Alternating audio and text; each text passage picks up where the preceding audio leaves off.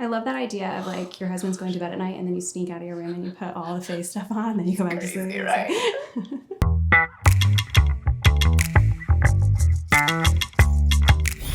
Okay, so since coming to Nashville, I've figured out that the humidity and like not wanting to steam up your bathroom with your blow dryer is like the ticket to like actually doing your hair. Because most people just end up throwing it up because they don't want to have to deal with the heat on top of heat on top of heat.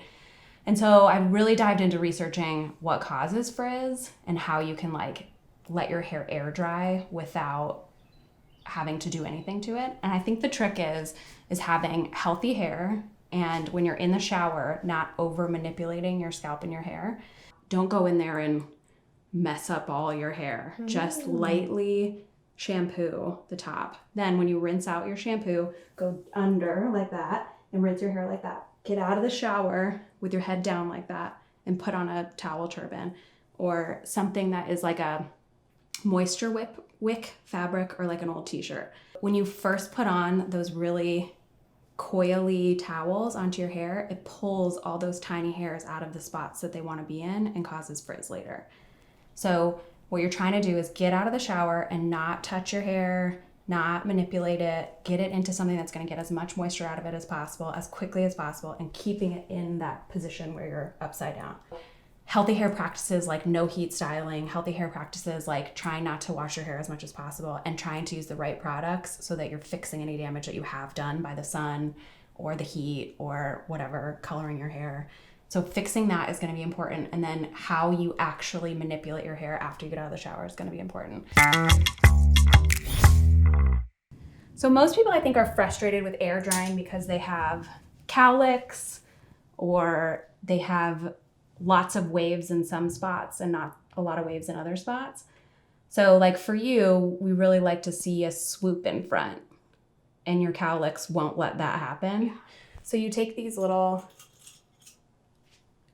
familiar to you, like little guitar picks, and you would push down where you want to see that little swoop with your hands. And you kind of want to make it over dramatic. And then the rest of your hair, I would spray in a like curl enhancer or a wave enhancer so that all these little pieces that want to stick together when your hair is wet stay sticking together. And then if there are any hairs like that don't want to join in, you can just invite them to. Okay, and then if you like wearing that towel turban, you can put it back up in that and finish your makeup, or you can just let it air dry like this. Okay, so this is what it would look like after we get it air dried. This is your natural wave. So now I think a lot of people, might not like this texture. It looks like it's still not a hairstyle yet. And so what I would do after it is dry completely or almost dry is put something like dry shampoo or like a Pure Abundance style prep, pick up your hair and put it underneath. That's cute. Oh, I like that. It's not aerosol either.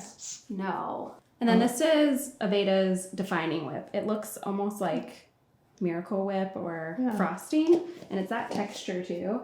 And my suggestion is mostly that if you ever touch your hair without having product on your hands, you're gonna create frizz. So always have something on your hands. If it's like a little bit of hair oil or something, just if you go in and try to pull apart these waves without something on your fingers, you're gonna cause frizz.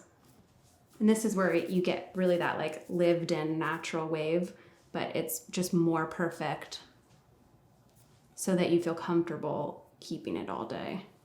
And then because we pinned these down, you get a nice framed face as if you blew those dry. So that's your hair air dried.